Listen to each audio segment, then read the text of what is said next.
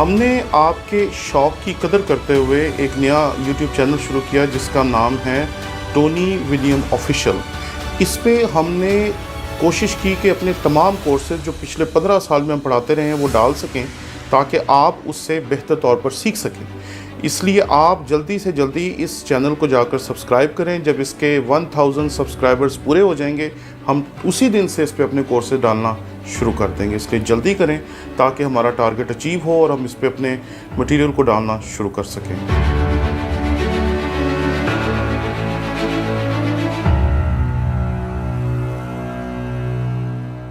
مسیح کے بارے میں پڑھ لینا کافی نہیں، مسیح کے بارے میں سن لینا کافی نہیں، مسیح کے بارے میں ساری عمر سنتے رہیں وہ ناکافی ہوگا، مسیح کے بارے میں ساری عمر کتابیں پڑھتے رہیں وہ ناکافی ہوگا۔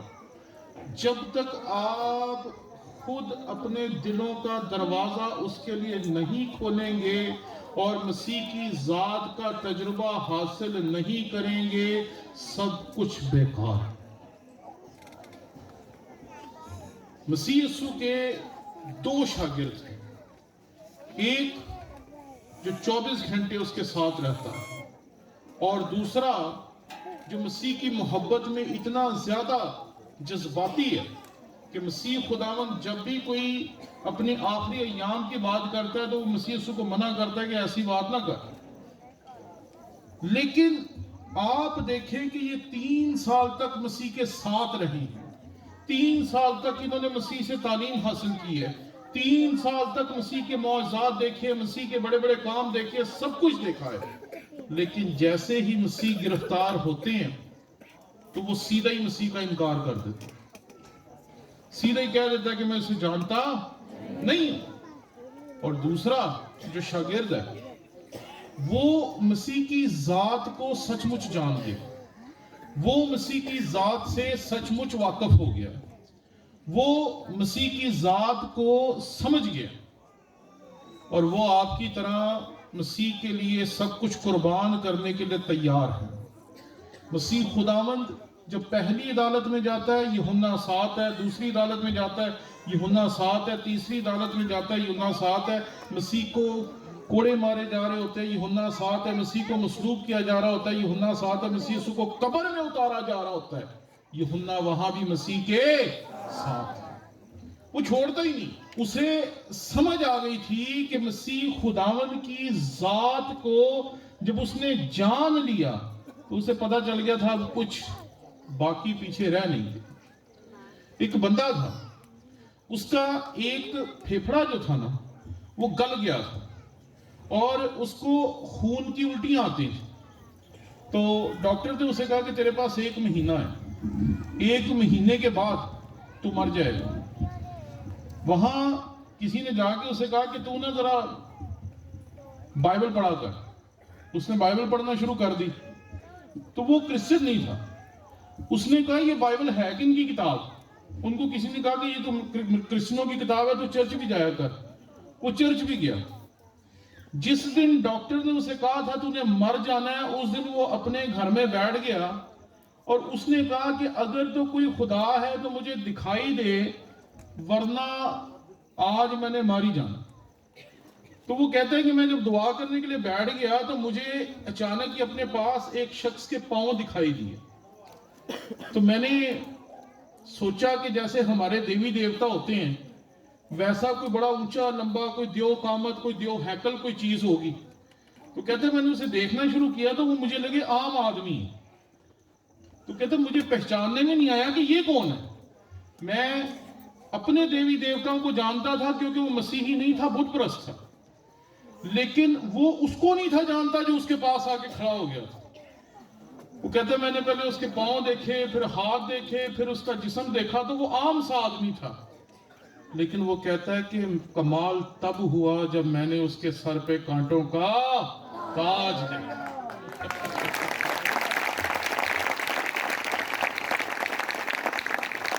اور وہ کہتا ہے پھر مجھے پتا چلا کہ بچانے والا آ گیا ہے، اور کہتا ہے پھر اس نے میری زندگی بدل دی۔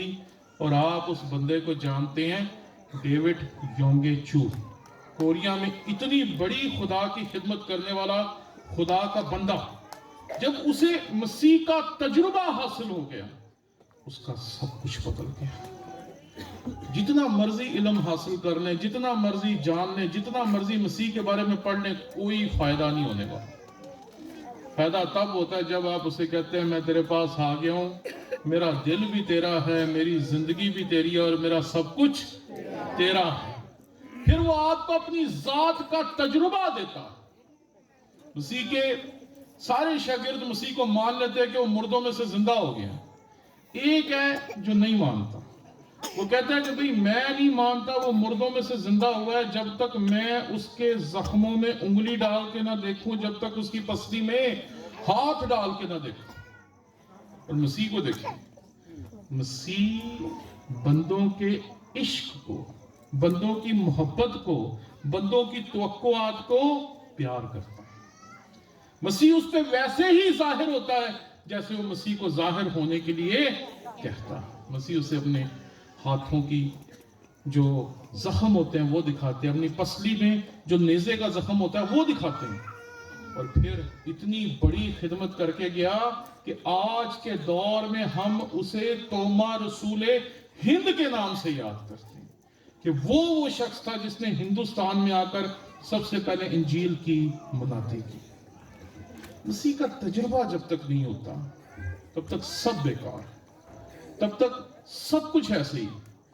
ہم کئی مرتبہ عبادتوں کی روحانیت کو سمجھے بغیر ہی سب کچھ کر لیتے ہیں۔ پرانے زمانے کی بات ہے کہ ایک دفعہ ایک پادری صاحب بتا رہے تھے کہ نہر میں بپتسمے ہو رہے تھے، اور ہم لوگ توبہ کرنے والوں کو باری باری بپتسمہ دے رہے تھے، تو ایک رکشے والا ہمارے پاس سے گزرا اور اس نے کہا جی یہ کیا ہو رہا ہے؟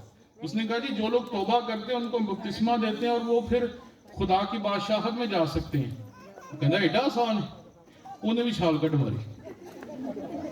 بعد میں سمجھایا کہ بھئی ایسے نہیں ہے، صرف پانی میں ڈوبنا اور پانی سے نکلنا، اگر آپ اس کی روحانیت کو نہیں سمجھتے تو ایک انسان پانی میں جاتا ہے اور دوسرا انسان پانی سے نکل آتا ہے، اسے کوئی فرق نہیں پڑتا۔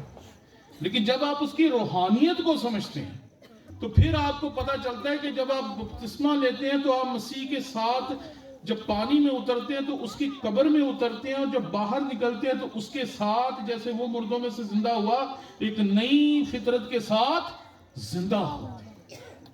جب تک ہم چیزوں کی روحانیت کو نہیں سمجھتے، جب تک ہم چیزوں کی گہرائیوں کو نہیں سمجھتے، جب تک ہم مسیح خداوند کے ساتھ ذاتی تعلق میں داخل نہیں ہوتے، تب تک یہ سب بیکار ہے۔ ایک دفعہ ایک لڑکا پکڑا گیا تھانے میں، تو مسیحی تھا، تو مجھے تھانے والوں نے بلایا، میرے گھر کے پاس ہی تھانہ تھا، کہ اس کی باتیں نہیں سمجھ آ رہی۔ تو میں گیا تو اس کا باپ مجھے کہتا ہے یہ تو روح القدس یافتہ ہے، یہ تو غیر زبان بولتا ہے، یہ تو یہ بولتا ہے، یہ تو وہ بولتا ہے۔ تو میں نے تھانے دار سے پوچھا، میں نے کہا کیا ہوا ہے؟ کہتے جی 2 بوتلیں شراب نہ پھڑیا گیا۔ اب میں تھانے دار کو کیا بتاؤں؟ اب جو 2 بوتلیں شراب کے ساتھ بندہ پکڑا گیا ہے، میں کیا بتاؤں کہ یہ روح القدس یافتہ ہے، یہ غیر زبان میں بولتا ہے، یہ بپتسمہ یافتہ ہے۔ انہیں تو مینوں ہی بہا لینا کہ تسی انج دی تعلیم دیندے ہو۔ تو بات کو سمجھیے، جتنا مرضی علم ہو، جتنی مرضی سمجھ ہو، جتنا مرضی آپ کو مسیح کے بارے میں پتا ہو، جب تک مسیح آپ کی زندگی میں اترے گا نہیں تب تک سب بیکار ہے، سب زیرو ہے۔ جب آپ کہیں گے کہ خداوند میں اپنا دل تجھے دیتا ہوں، تو پھر وہ آپ کی انگلی پکڑے گا اور آپ کو وہ ایسے ایسے تجربات میں سے گزارے گا جو آپ نے کبھی سوچے بھی نہیں ہوں گے۔ پھر وہ آپ کو بتائے گا کہ وہ تیرے لیے ہے کیا، وہ آپ کو بتائے گا کہ جو اس کے لیے اپنی زندگی کے دروازے، اپنے دل کے دروازے کھول دیتا ہے، اس کے لیے یہ عبادات کتنی بڑی چیزیں ہوتی ہیں۔ اس کو پتا ہوتا ہے کہ جب بپتسمہ لیے تو کتنی بڑی بات۔ بہت دفعہ لوگ مجھے ملتے ہیں، ان کی زندگی میں کوئی خدا کا کام نہیں ہوتا، اور بتائیں گے جی اسی بپتسمہ لے۔ میں ان کو دیکھ کے ہنستا ہوں، تو بپتسمہ لے کے کر کیا لی؟ جب ہم توبہ کرتے اور توبہ کے مطابق پھل ہی نہیں لاتے, ہماری زندگی سے روح کے پھل ہی دکھائی نہیں دیتے, توبہ کا اثر ہی دکھائی نہیں دیتا, تو بپتسمہ تو صرف ایک نہانا ہوگا. ہزاروں لوگ جاتے ہیں, پانی میں ڈوبتے ہیں, باہر نکلتے ہیں, نہا کے فارغ ہو جاتے ہیں, کیا ان کی زندگی میں تبدیلی آتی ہے؟ اگر بپتسمہ لینا ہی کافی ہوتا ہے, کیونکہ کئی دفعہ ہم سمجھتے ہیں بپتسمہ لے لیا, جنت کا سرٹیفکیٹ مل گیا, بس بات ختم. ارے بپتسمے سے, توبہ سے روحانی زندگی ختم نہیں ہوتی, بلکہ روحانی زندگی شروع ہوتی. وہاں سے تو چلنے کا سفر شروع ہوتا ہے, وہاں سے تو مسیح کی آپ انگلی پکڑتے ہیں اور اس کے ساتھ ساتھ چلتے جاتے ہیں. اور جب وہ آپ کی انگلی پکڑتا ہے تو پھر آپ کو نہیں پتا ہوتا کہ اس نے آپ کو پولوس بنانا ہے یا یوحنا عارف بنانا ہے. بس آپ کو یہ پتا ہوتا ہے کہ میں نے اس کی انگلی پکڑ لی ہے, اور پھر آپ سچ مچ ہی کہتے ہیں جند لائی مسیح دے ناوے اسینی کچھ اور جان. لیکن وہاں تک پہنچنا بہت مشکل ہے. زیادہ تر ہماری کلیسیاؤں میں آج کل توبہ کی منادی تو ہوتی نہیں. میں کئی مرتبہ اپنی چرچز میں جاتا ہوں اور دیکھتا ہوں کہ وہاں اور بہت ساری چیزوں کی منادی ہو رہی ہوتی ہے, لیکن توبہ کی منادی نہیں ہوتی. کیونکہ لوگ آج کل ڈرتے ہیں کہ ایسی توبہ کی منادی کریں گے لوگ کی ناراض ہو جائیں. لیکن ہمارا تو کام یہی ہے نا کہ لوگوں کو یہ احساس دینا ہے کہ آپ کے لیے سب سے پہلا قدم ہی اٹھانا بہت ضروری ہے, اور پہلا قدم ہی توبہ سے شروع ہو. 16 ہے, ذرا میرے ساتھ دیکھیے.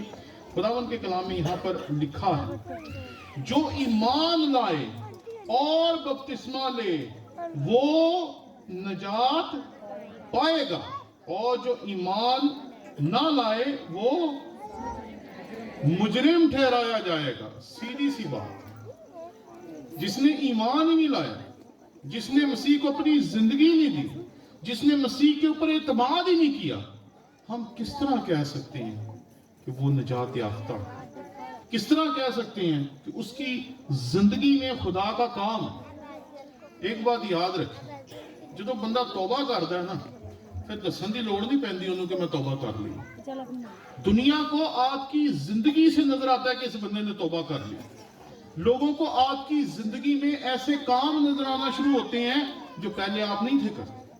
کیونکہ توبہ اور مسیح پر ایمان جو ہے وہ اس طریقے سے بندے کو بدلنا شروع کرتا ہے کہ ساری دنیا کو پتا چل جاتا ہے کہ یہ بندہ کچھ فرق ہو گیا, اس کے ساتھ کچھ نہ کچھ ایسا ہو گیا جو دنیا سے بالکل ہی فرق. آئے ہم خداوند کے کلام میں چلتے ہیں, اور یہاں جو حوالہ ہے وہ بڑا دلچسپ ہے. میرے ساتھ دیکھیے 17واں باب. اور ایمان لانے والوں کے درمیان یہ معجزے ہوں گے. اگر آپ ایمان رکھتے ہیں مسیح خداوند پر, اگر آپ مسیح خداوند کو اپنی زندگی میں رکھتے ہیں, اگر آپ مسیح خداوند کی انگلی پکڑ کر چلتے ہیں, اگر آپ مسیح کی پیروی کرتے ہیں, اگر آپ مسیح کی عبادت کرتے ہیں, پرستش کرتے ہیں, اس کے کلام پہ عمل کرتے ہیں, تو یہ ہو ہی نہیں سکتا کہ آپ کی زندگی میں معجزات نہ ہو.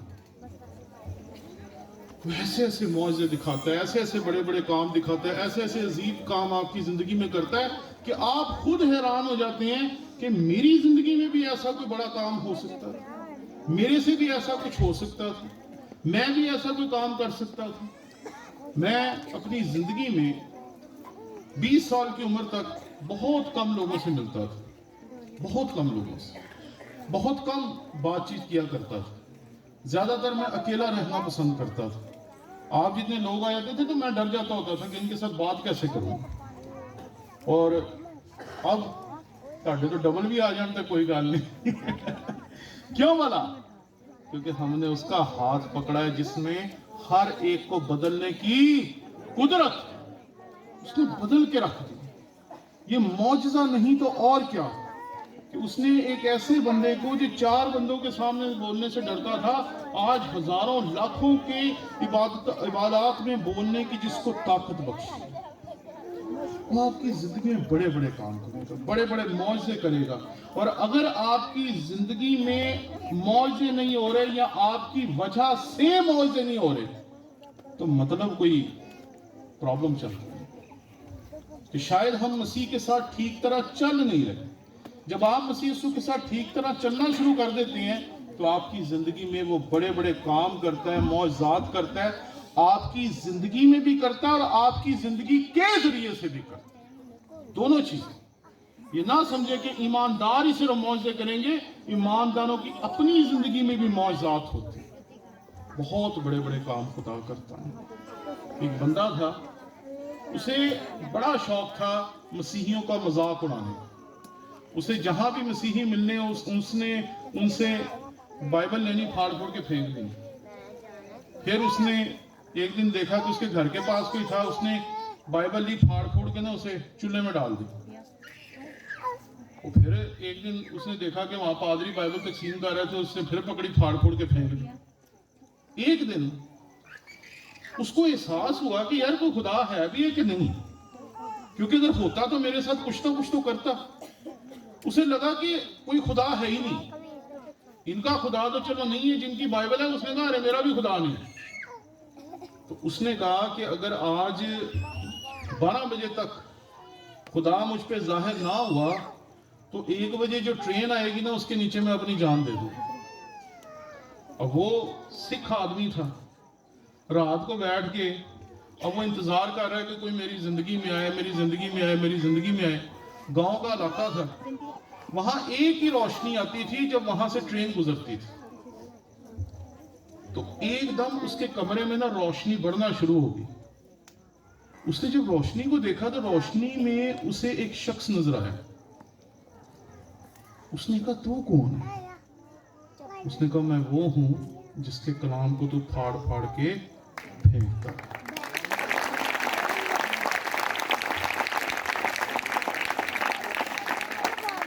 بعد میں وہی بندہ سادھو سندر سنگھ بنا اور پورے ہندوستان میں نہیں بلکہ ہندوستان سے باہر جا کے انگریزوں تک کو اس نے خدا کا کلام سنا.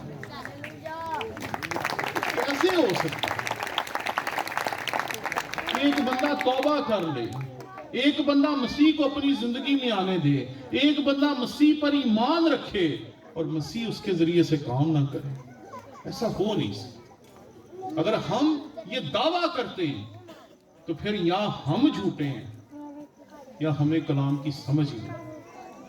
کیونکہ وہ تو ایسے ایسے لوگوں کو ایسے ایسے طریقے سے کلام سکھاتا رہا ہے کہ آپ سن کر حیران رہ جائیں گے. چائنا میں سگریٹ نہیں تھی ملتی ہوتی, تو ایک بندہ تھا اس نے سگریٹ پینی تھی, تو اس کے پاس تمباکو تھا تو وہ کاغذ ڈھونڈ رہا تھا, کہیں کو کاغذ مل جائے نا تو اس میں وہ تمباکو رول کر کے میں سگریٹ بنا لوں.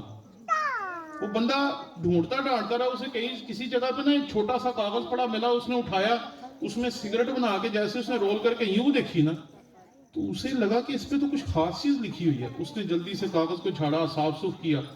جب پڑھا تو اوپر لکھا تھا کیونکہ خدا نے دنیا سے ایسی محبت رکھی کہ اس نے اپنا اکلوتا بیٹا بخش دیا تاکہ جو کوئی اس پر ایمان لائے ہلاک نہ ہو بلکہ ہمیشہ کی.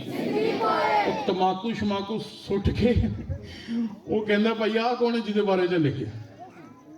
دیکھیں, اگر مسیح ہماری زندگی میں ہے, ہم اس پر ایمان رکھتے ہیں, تو پھر وہ ہمارے لیے بھی کام کرے گا اور ہمارے وسیلے سے بھی کام کرے گا. یہ پہلا ٹیسٹ ہے.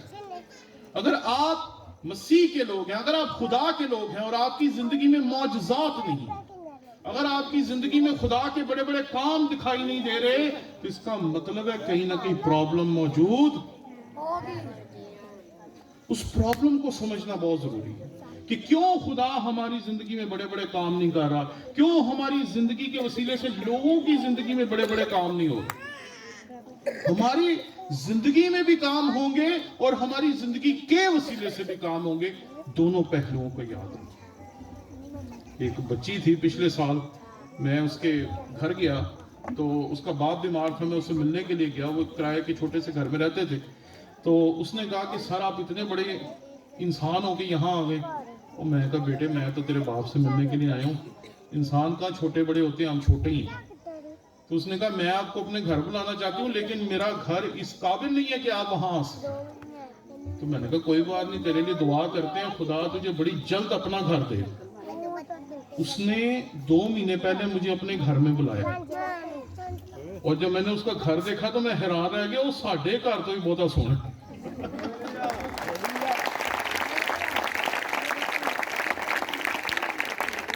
آپ کی زندگی میں بھی معجزے ہوں گے اور آپ کی زندگی کے وسیلے سے بھی معجزے ہوں گے. کیسے ہو سکتا ہے کہ خدا کی قدرت آپ کی زندگی میں کام کرے اور آپ کے وسیلے سے دوسروں کی زندگی میں کام کرے؟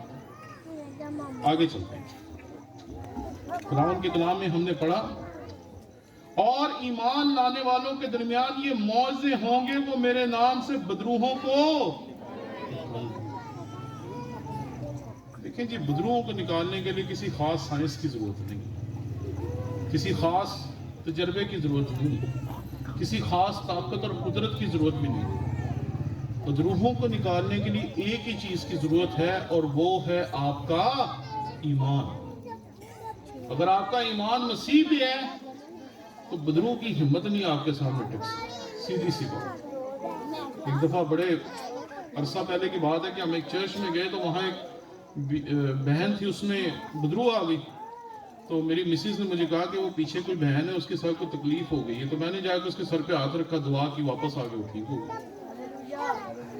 تو بدروحی نکالنے کے لیے, شیطان کو اپنے پاؤں کے نیچے کرنے کے لیے کسی خاص ٹیکنیک کی ضرورت نہیں ہے.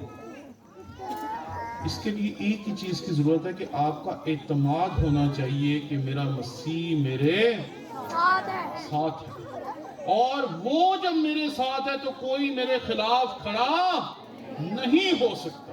اور اگر کوئی میرے خلاف کھڑا ہو رہا ہے اور میں اس پہ غالب نہیں آ رہا تو مسئلہ پھر کوئی نہ کوئی, اور وہ مسئلہ مجھ میں ہے, میرے مسیح میں نہیں. یہ بات یاد رکھیں.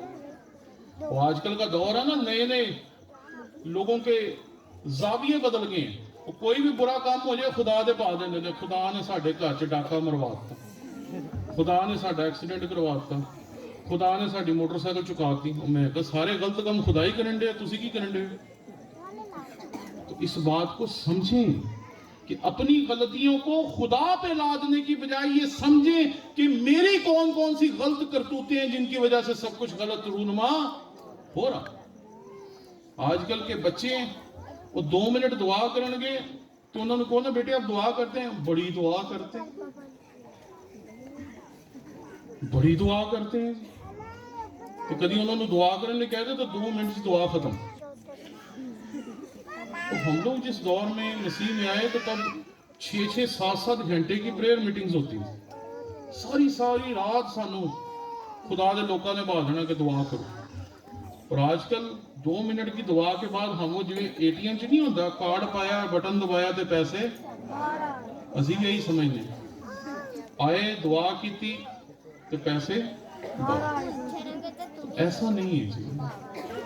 خداوند کے حضور ٹھہرنا پڑے گا, خداوند کے حضور وفادار رہنا پڑے گا, خداوند کے حضور چلنا پڑے گا. خداوند کے حضور جب ٹھہریں گے, چلیں گے, اس کے ساتھ وابستہ رہیں گے, اس کے کلام پر عمل کریں گے تو پھر یہ سب کچھ ہوں گے. کیونکہ میں نے جب اس حوالے کو چنا تو میں اس میں دیکھ رہا تھا کہ خدا نے یہ ہمیں کسوٹی بخشی ہے.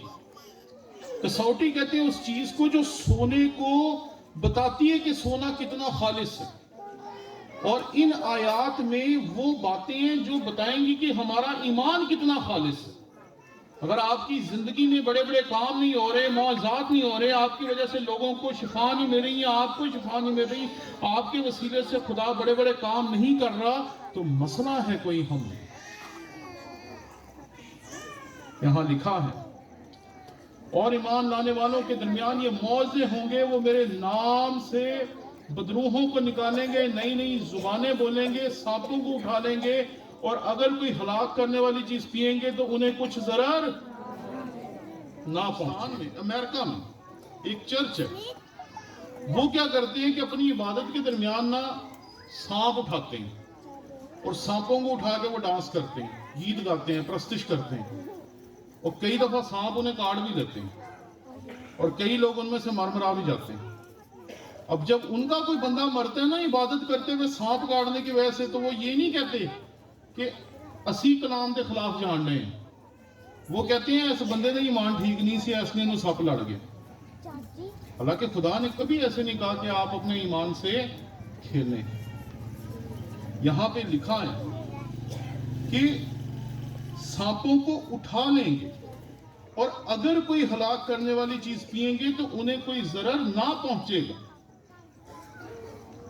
کئی مرتبہ آپ دیکھیں گے کہ ایمانداروں کی زندگیوں میں اتنے خوفناک کام ہو جاتے ہیں کہ بس اتنے خوفناک کام.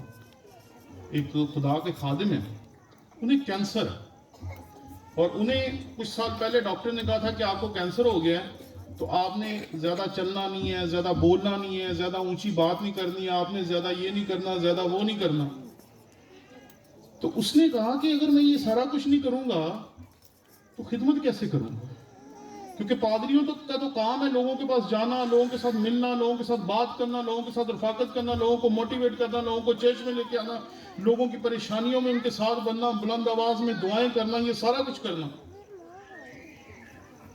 تو میں نے کہا پھر آپ نے کیا کیا؟ کہتے سر جی میں دوائیاں چھوڑ دیتی. اچھا, میں نے کہا یہ تو آپ نے غلط کام کیا. کہتے سر میں نے کام تو غلط کیا پر خدا نے میرے ساتھ صحیح کیا, اس نے میرے کینسر کو ٹھیک کیا.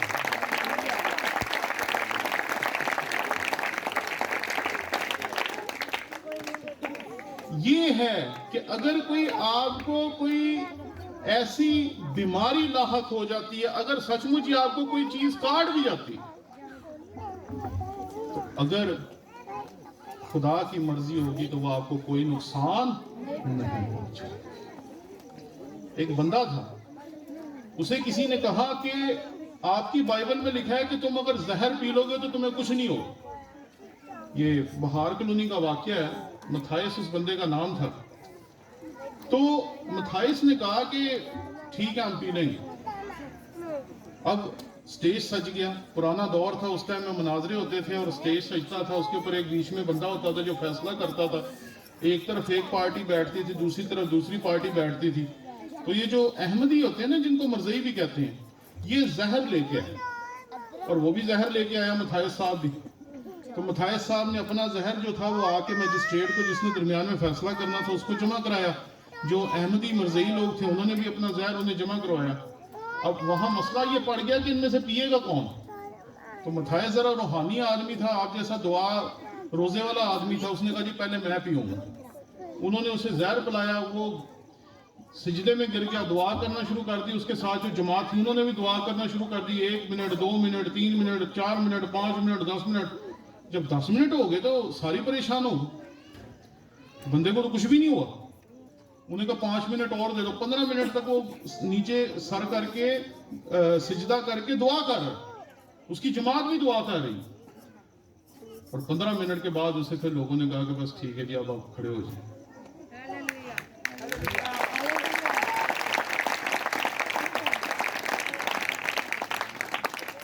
انہوں نے کیا, ہن مخالف نے بھی کھواؤ. وہ دوڑ گیا. متھائس نے تب ایک بڑی خوبصورت بات کی تھی, میں وہ بات آپ کو آج دینا چاہتا ہوں, یہ یاد رکھیے. متھائس کہتا ہے کہ یہ کون سا زہر لائے ان سے پوچھیں. تو پتا چلا کہ دنیا میں جو سب سے خطرناک زہر ہوتا ہے نا, جس کو سونگنے سے بھی بندہ مر جاتا ہے, وہ والا زہر اس کے لیے لے کے آئے تھے کہ اگر وہ اسے سونگ بھی لے گا مر جائے گا. اور متھائس نے اسے کھایا تھا. تو اس نے کہا کہ ہم بھی زہر لائے ہیں, اس کو آپ چکھیں. تو جو جج تھا نا, جو فیصلہ کرنے بیٹھا تھا, اس نے کہا یار اس میں ہے کیا. اس نے کہا سر چکھیں تو صحیح. اس نے اس میں سے انگلی لگائی تو کہتا نمک.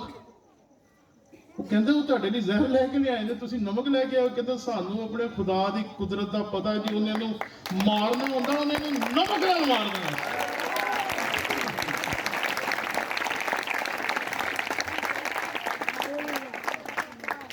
جب خدا کی غیرت کے لیے کھڑے ہوں گے نا تو پھر وہ آپ کو ضرور بچائے گا. اور اس نے بچایا ہے. ہزاروں گواہیاں ہیں, ہزاروں واقعات ہیں, ہزاروں ایسے آپ کی زندگی میں گواہیاں ہوں گی جس میں خدا نے آپ کو بچایا ہوگا. میں سندھ سے آ رہا تھا, ہم لوگ وہاں ڈسٹریبیوشن کر رہے تھے, تو یہاں سے سیلاب آ گیا. تو ہم سندھ میں تھے, وہاں سیلاب نہیں تھا. جب ہم पंजाब में दाखिल हुए तो यहाँ सैलाब था, तो हम जिस रोड पे जा रहे थे उस रोड के ऊपर से ट्रक जो थे वो पानी से उलट रहे थे। तो हम जब पानी की तरफ जा रहे थे तो सामने पानी नजर आ रहा था, लेकिन थोड़ा थोड़ा था, रात का वक्त था, पता नहीं था चल रहा कि आगे इतना पानी है। तो मोटरसाइकिल वाला वहां से आया और मोटरसाइकिल वाला हमें इशारे कर रहा है, ऐसे ऐसे ऐसे ऐसे ऐसे ऐसे। तो हमने गाड़ी रोकी, हमने कहा क्या हुआ है? कहता है आगे तो ट्रक उड़ा रहा है, पानी इतना ज्यादा है और आप गाड़ी लेके जा रहे हैं, इसने भी पानी में बह जाना है। मुझे ये बात नहीं समझ आई कि जिस पानी के जोर से ट्रक बह रहे थे, उसमें वो बंदा मोटरसाइकिल पे कैसे आया? कभी कभी खुदा आज भी अपने फरिश्ते अपने लोगों के लिए भेजता।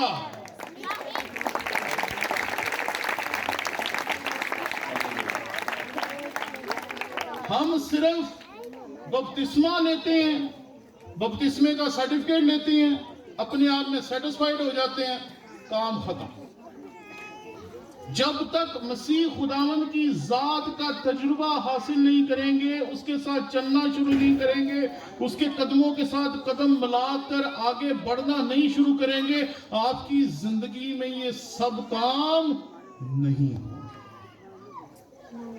जितना मर्जी पढ़ ले, जितना मर्जी सुन ले, जितना मर्जी खुदावन यीशु मसीह के बारे में जान ले, जब तक उसके साथ चलना नहीं शुरू करेंगे तब तक कुछ नहीं होगा। और आगे चलते हैं, वो बीमारों पर हाथ रखेंगे तो वो अच्छे हो जाएंगे। मसीह खुदावन के मौजों के बारे में आजकल लोग बहुत बातें करते हैं। पिछले दिनों एक बंदे ने कहा कि मसीह खुदावन ने जितने मौजे किए खुदा की मर्जी से किए, खुदा से पूछ के किए, खुदा से दुआ करके किए। अगर खुदा इजाजत नहीं था देता तो मसीह मौजे नहीं था करता। अगर मसीह खुदा से दुआ नहीं था करता तो मसीह मौजे नहीं था करता। तो मैं एक जगह पढ़ा रहा था तो मैंने कहा यार मैं दो बंदों के बारे में बात करता हूँ, मसीह के बारे में बात नहीं करता। दो बंदे हैं जिनकी जिंदगी में जो मौजज़ात हो रहे हैं वो मेरी समझ से तो बाहर है, शायद आपको समझ आ जाए। एक वो चल रहा है और उसके साये से लोगों को शिफा मिल रही है, और दूसरा बैठा हुआ। लोग आते हैं उसके जिस्म से रुमाल और पटके लगाते हैं और अपने बीमारों पे डालते हैं और उनके बीमार ठीक हो जाते हैं। मैंने कहा इन दोनों में से कोई भी मसीह नहीं है। जिसके जिस्म को रुमाल और पटके लगाकर शिफा मिल रही है वो भी मसीह नहीं है, जिसके साए से शिफा मिल रही है वो भी मसीह नहीं है। मसीह वो है जिसके बारे में कलाम मुकद्दस में लिखा है, जो उसे छूता जाता था शिफा पाता जाता। अरे दुनिया नहीं समझ सकती मसीह को। मसीह को किताबों से नहीं समझा जा सकता, मसीह को सिर्फ कलाम सुन कर नहीं समझा जा सकता। मसीह को समझने के लिए मसीह को अपनी जिंदगी देनी पड़ती है, मसीह के साथ चलना पड़ता है। मसीह के आपकी जिंदगी में जो मौजज़ात होते हैं वो देखने पड़ते हैं। मसीह कैसे आपको मौत के हाथ से यूं छुड़ा के ले जाता है, ये सब तजुर्बा हासिल करना पड़ता है, फिर ये काम होते हैं।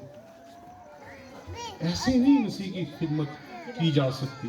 ये सिर्फ जैसे लोग आजकल बपतिस्मा लेते हैं और आजकल तो बपतिस्मे के सर्टिफिकेट भी मिल जाते हैं। लोग समझते हैं जैसे कैथोलिक देते होते थे ना निजात का सर्टिफिकेट, कि ये सर्टिफिकेट मिल गया अब ये बंदा जन्नत में जाएगा, वैसे ही आज मसीही भी जो बपतिस्मे का सर्टिफिकेट है उसको यही समझते हैं मिल गया, अब हम मसीह की बादशाहत में दाखिल हो ही जाएंगे।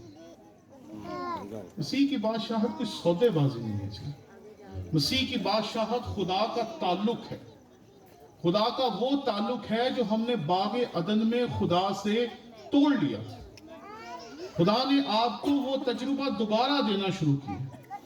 पहले उसने मूसा के दौर में हमें अपना जलाल दिखाया पहाड़ पर, फिर उसने मूसा के दौर में अपना जलाल हमें दिखाया पाक मुकाम पर जब उसने खैमा इज्तिमा बनाया।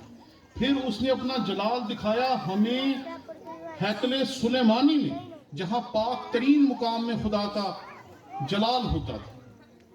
और फिर जब हम नए अहदनामे में आते हैं तो नए अहदनामे में तो मौसम ही बदल जाता है, माहौल ही बदल जाता है, बातें ही बदल जाती हैं। वो ये कहता है कि क्या तुम नहीं जानते कि तुम रूह कुदस का मकदस हो और खुदा का रूह तुम में बसा हुआ। अब ये जब ये नौजवान प्रस्तिश कर रहे थे ना, तो मैं इंजॉय कर रहा था, क्योंकि हम इंसान हैं और हम खुदा की हजूरी को पसंद करते हैं। आप भी पसंद करते हैं।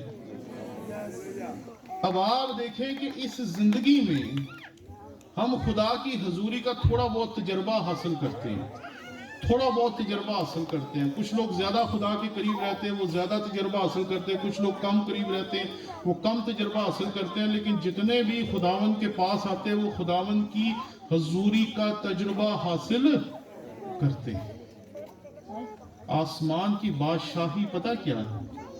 कि खुदा इस तजुर्बे में इतना ज्यादा आपको बढ़ाता जाता है, इतना ज्यादा बढ़ाता जाता है, इतना ज्यादा बढ़ाता जाता है कि एक वक्त होता है कि वो आपको अपनी हमेशा की हजूरी में ले जाता है। हमेशा की हजूरी, जिसका थोड़ा सा जायका हम यहां चखते हैं। खुदा अबदी तौर पर आपको उस हजूरी का मजा देना चाहता है। ये है हमेशा की जिंदगी। ये वो जो दुनिया का तस्वर है ना, कि जब मर जाएंगे तो फिर हम एक जन्नत में चले जाएंगे, जहां ये होगा, वो होगा, ऐसा होगा, वैसा होगा। ये बात याद रखें कि ऐसी जन्नत का क्या करेंगे जिसमें सब कुछ होगा लेकिन खुदा की हजूरी नहीं होगी। क्योंकि मेरे नजदीक हर वो जगह जहां खुदा की हजूरी है, वो खुदा की बादशाहत है। तो खुदा की हजूरी में जितना ज्यादा हम यहां रहेंगे, उतना ही हम तैयारी करेंगे खुदावन की हजूरी में अबदी तौर पर रहने के लिए। लेकिन अगर हम यहीं उसके साथ नहीं रहते, हम यहीं उसके साथ रफाकत नहीं रखते, हम यहीं उसके कलाम के मुताबिक नहीं चलते, हम यहीं अपनी जिंदगी अपने मुताबिक ही गुजारते जाते हैं। सबसे मुश्किल जो आजकल हमारे नौजवान लड़के लड़कियों में, खानदानों में, घरानों में मसला है ना, अतवार को चर्च जाना बहुत मुश्किल है, बहुत मुश्किल। पूरा हफ्ता भी कुछ नहीं करना तो इतवार में भी सारे काम करने, बहुत मुश्किल। मैं आप सबको एक नसीहत करना चाहता हूँ, जितने भी यहाँ माँ बाप, बहन भाई और बुजुर्ग हैं, कुछ भी करें, अपने बच्चों को चर्च जरूर लेके जाएं। उन्हें खुदा की हजूरी का एहसास जब खुदा के घर में आकर होगा, तो फिर वो समझ पाएंगे कि खुदा की हजूरी में रहना क्या है। और फिर वो खुदावन की हजूरी में रहने के आदी हो जाएंगे, खुदावन को जानने के काबिल हो जाएंगे, खुदावन को मानने के काबिल हो जाएंगे और अपनी जिंदगी खुदावन के मुताबिक गुजारने वाले बन जाएंगे। क्योंकि हर माँ बाप इस काबिल नहीं होता कि अपने बच्चों को संडे स्कूल की भी तालीम घर में दे सके, यूथ की भी तालीम घर में दे सके, सारे पैगामात उन्हें घर में सुना सके। इसलिए लाजिम है कि अपने बच्चों को, अपने घराने को, अपनी बीवी को, अपने शौहर को चर्च में लेकर जाएं। ये रिश्ता जो खुदा ने हमें बनाने का फजल दिया, क्योंकि जितनों ने उसे कबूल किया, उसने उन्हें खुदा बनने, खुदा के फर्जंद बनने का हक बख्शा, उसने हक दिया। लेकिन क्या हमने उस हक के ऊपर कायम रहने की कोशिश की है? क्या हम खुदावन की हजूरी में रहने के आदी हुए? कोई एक दफा हमें पादरी साहब ने कहा कि हमने प्रेयर मीटिंग करनी, और हम तो नौजवान थे, 17-18 साल उम्र थी, तो हम चर्च चले गए जी, प्रेयर मीटिंग। 10 मिनट गुजरे, पादरी दुआ कर रहे हैं। 15 मिनट गुजरे, पादरी दुआ कर रहे हैं। 5 घंटे गुजरे, पादरी फिर भी दुआ कर रहे हैं। हमारा तो हशर हो गया, क्योंकि पहली दफा इतनी बड़ी प्रेयर मीटिंग में गए थे, इससे पहले जिंदगी में कभी नहीं थे गए। लेकिन अगर वो 5-5, 6-6, 7-7 घंटे की खुदा की रफाकत में हम ना रहते, तो आज यहाँ आपके सामने खड़े होकर खुदावन की खिदमत ना करते। पीछे علم نہیں ہے، پیچھے صرف کتابیں نہیں ہیں، پیچھے صرف ڈگریاں نہیں ہیں، پیچھے دراصل وہ ہیں جو خدا کی ذات کا گہرا تجربہ ہے، اور وہ کتابوں سے نہیں ملتا، وہ کہانیوں سے نہیں ملتا، وہ گواہیوں سے ضرور محسوس ہوتا ہے، لیکن وہ آپ کا تجربہ تب بنتا ہے جب آپ اس تجربے میں سے گزرتے ہیں۔ جب آپ مرتے ہوئے بچے کے لیے فیصلہ کرتے ہیں نا کہ اگر خدا اسے بچانا چاہتا ہے تو بچا لے، میں کسی بابے کو نہیں لے کے جانا، آپ کا وہ ایمان آپ کو جو سرفرازی بخشتا ہے، وہ کسی کی کوئی گواہی آپ کو سرفرازی نہیں بخشتی۔ لیکن جب آپ یہ کرتے ہی نہیں تو پھر آپ صرف باتیں سنتے ہیں، کہانیاں سنتے ہیں۔ فیصلہ کرنے والے تب بنتے ہیں جب آپ خدا کے کلام کے مطابق چلتے ہیں، اس پر ایمان رکھتے ہیں، اس کی ذات کا، اس کی حضوری کا تجربہ کرتے ہیں، صبح، دوپہر، شام، جب بھی وقت ملے خداوند کی حضوری میں رہتے ہیں، تو پھر آپ کو پتہ چلتا ہے کہ آپ کا خدا کیا ہے اور آپ کے لیے کیا کچھ کر سکتا ہے۔ 16ویں آیت دوبارہ پڑھیں گے خداوند کے کلام میں سے، یہاں لکھا ہے، جو ایمان لائے اور بپتسمہ لے وہ نجات پائے گا، اور جو ایمان نہ لائے وہ مجرم ٹھہرایا جائے گا۔ یہاں پر بپتسمے کی بات نہیں ہو رہی، بپتسمہ ایمان لانے کا اظہار ضرور ہے، لیکن یہاں بات بپتسمے کی نہیں ہو رہی کہ بپتسمہ لے لیا تو کام ختم۔ بات ہو رہی ہے ایمان لانے کی۔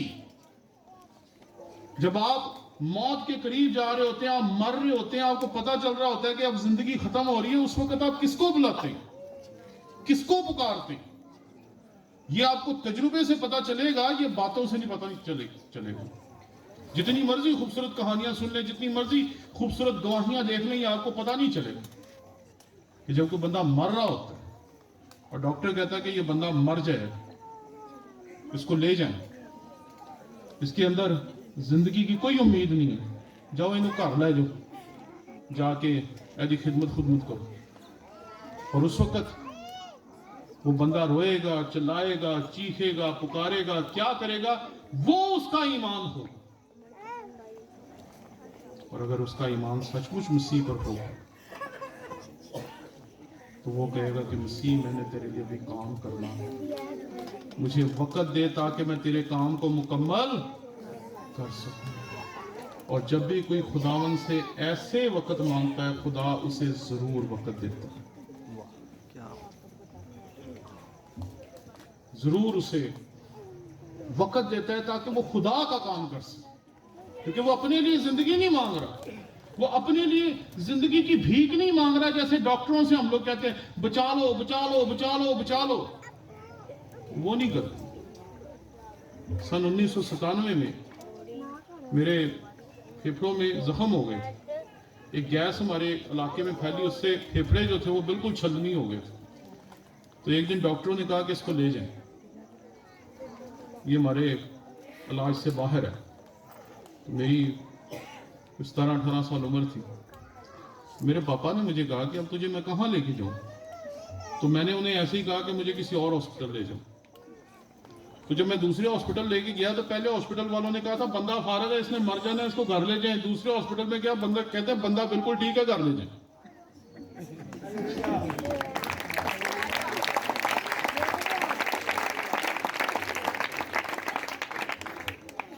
ہوا کیا، مجھے جب انہوں نے ایمبولینس میں ڈالا تو ایمبولینس میں ڈالنے سے پہلے میں نے 1 سیکنڈ کے لیے آسمان دیکھا۔ جب میں نے آسمان دیکھا تو میں نے خدا کو ایک ہی بات کہی تھی، میں کہا خداوند تو نے مجھے کہا تھا کہ میں نے تیری بڑے کام کرنے، اگر میں مر جاؤں گا تو تیرا کام کون کرے گا؟ بس اتنی سی دعا کی، اور جب دوسرے اسپتال گئے تو وہ کہتے ہیں بندہ بالکل ٹھیک ہے اور اس کے کوئی پھیپھڑوں میں پرابلم نہیں، ڈاکٹروں نے غلط کہا ہے، جھوٹ بولا۔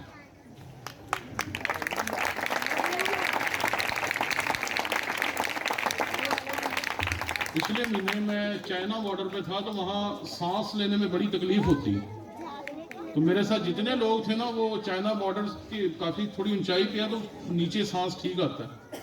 تو میں وہاں کھڑا ہوا تھا تو سارے نیچے بھاگ گئے کہ سانس نہیں آ رہا، تو میں جو سارے پھیپھڑے پنچر کرا کے بیٹھا ہوا تھا میں وہاں مزے سے کھڑا۔